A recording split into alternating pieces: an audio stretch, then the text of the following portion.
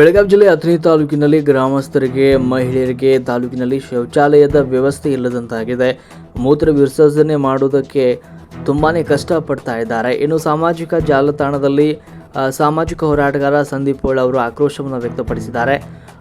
ಅಥಣಿ ತಾಲೂಕಿನಲ್ಲಿ ಒಂದೇ ಒಂದು ಮೂತ್ರ ವಿಸರ್ಜನೆ ಶೌಚಾಲಯ ಇಲ್ಲದಂತಾಗಿದೆ. ಮಹಿಳೆಯರಿಗೆ ತುಂಬ ಕಷ್ಟ ಉಂಟಾಗ್ತಾ ಇದೆ.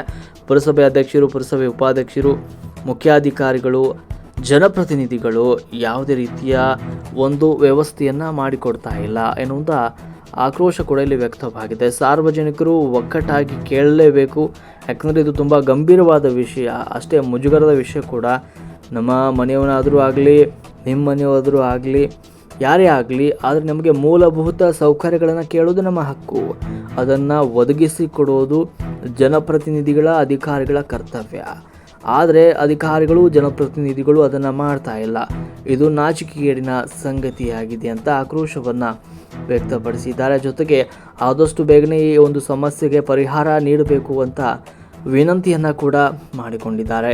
ಏನಾದರೂ ಸಂಬಂಧಪಟ್ಟ ಪುರಸಭೆ ಅಧಿಕಾರಿಗಳು, ತಾಲೂಕು ಅಧಿಕಾರಿಗಳು, ಜಿಲ್ಲಾಧಿಕಾರಿಗಳು, ಸರ್ಕಾರದ ಜನಪ್ರತಿನಿಧಿಗಳು ಈ ಸಮಸ್ಯೆಗೆ ಪರಿಹಾರವನ್ನು ಕಂಡುಕೊಡ್ತಾರಾ ಅನ್ನೋದನ್ನು ಕಾದು ನೋಡಬೇಕಾಗಿದೆ.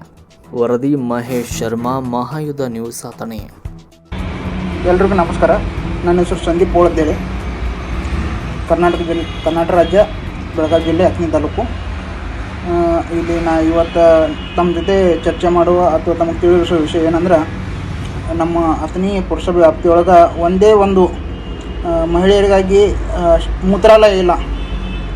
ಮೂಲಭೂತ ಸೌಕರ್ಯಗಳಿಂದ ಮಹಿಳೆಯರಿಗಾಗಿ, ವೃದ್ಧರಿಗಾಗಿರುವಂಥ ಒಂದು ಶೌಚಾಲಯ ಅಥವಾ ಮೂತ್ರಾಲಯವನ್ನು ನಮ್ಮಲ್ಲಿ ಪುರಸಭೆಯಲ್ಲಿ ಅಧ್ಯಕ್ಷರಾಗಲಿ, ಉಪಾಧ್ಯಕ್ಷರಾಗಲಿ, ಮುಖ್ಯಾಧಿಕಾರಿಗಳಾಗಲಿ, ಇಲ್ಲಿ ಜನನಾಯಕರಾಗಲಿ ಅಥವಾ ನಮ್ಮ ಪುರಸಭೆ ಸದಸ್ಯರಾಗಲಿ ಯಾವುದೇ ಗಮನಕ್ಕೆ ತಂದುಕೊಳ್ಳದೆ ನಮ್ಮ ವಿನಂತಿಯನ್ನು ತಿರಸ್ಕರಿಸಿದ್ದಾರೆ. ಇದಕ್ಕೆ ಸಾರ್ವಜನಿಕರು ಎಲ್ಲರೂ ಒಗ್ಗಟ್ಟಾಗಿ ಕೇಳಬೇಕು. ಇದು ಭಾಳ ಗಂಭೀರ ವಿಷಯ ಐತಿ ಮತ್ತು ಮುಜುಗರದ ವಿಷಯನೂ ಅಷ್ಟೇ ಐತಿ. ನಮ್ಮ ಮನೆಯವರಾಗಲಿ, ನಿಮ್ಮ ಮನೆಯವರಾಗಲಿ, ಯಾವುದೋ ಹಳ್ಳಿಯಿಂದ ಬರಲ್ಲ, ಹೊರಗಿಂದ ಬರಲಿ, ಅವ್ರಿಗೆ ಮೂತ್ರಾಲಯದ ಒಂದು ಮೂಲಭೂತ ಅವಶ್ಯಕತೆಯನ್ನು ಒದಗಿಸಿಕೊಡ್ಲಿಕ್ಕಾಗತ್ತಿಲ್ಲ ಅಂತಂದರೆ ಇದು ನಮ್ಮ ನಾಚಿಕೆ ಹಿಡಿಯುವಂಥ ಸಂಗತಿ ಐತಿ. ಇದಕ್ಕೆ ನಮ್ಮ ಪುರಸಭೆಯವರು, ನಮ್ಮ MLA ಸಾಹೇಬ್ರನ್ನ ಕೂಡ ಈ ಕಡೆ ಸ್ವಲ್ಪ ಗಂಭೀರ ವಿಷಯ ಹರಿಸಿ ಈ ವಿನಂತಿಯನ್ನು ಆದಷ್ಟು ಬೇಗನೆ ಇದಕ್ಕೊಂದು ಪರಿಹಾರ ಕೊಡಬೇಕು ಮತ್ತು ಕುಡಿಯೋ ನೀರಿನ ವ್ಯವಸ್ಥೆನ ಮಾಡಬೇಕು. ಬಿಸಿಲು ಭಾಳ ಬಿರುಸಾಗತೈತಿ. ಸಾರ್ವಜನಿಕರಾಗಲಿ, ಇದು ಸಾಧ್ಯದ್ರ ಸಂಬಂಧಪಟ್ಟ ಇಲಾಖೆಯವರು ಈ ವಿಷಯ ಬಗ್ಗೆ ಗಂಭೀರವನ್ನು ಪರಿಗಣಿಸಿ ಈ ವಿನಂತಿಯನ್ನು ಪರಿಹರಿಸಬೇಕಾಗಿ ತಮ್ಮಲ್ಲಿ ವಿನಂತಿಸ್ಕೊಳ್ತೀನಿ. ನಾ ಮಾಡಿದ್ದ ವಿಷಯ ಅರ್ಥ ಆಗೈತಿ ಅಂತ ಅನ್ಕೋತೀನಿ. ನನಗೆ ಸರಿಯಾಗಿ ಮಾತಾಡೋಕ್ಕೆ ಬರಲ್ಲ, ಏನಾರು ಮಾತಾಡಿ ಅಂತ ತಿಳ್ಕೊಬೇಡಿ.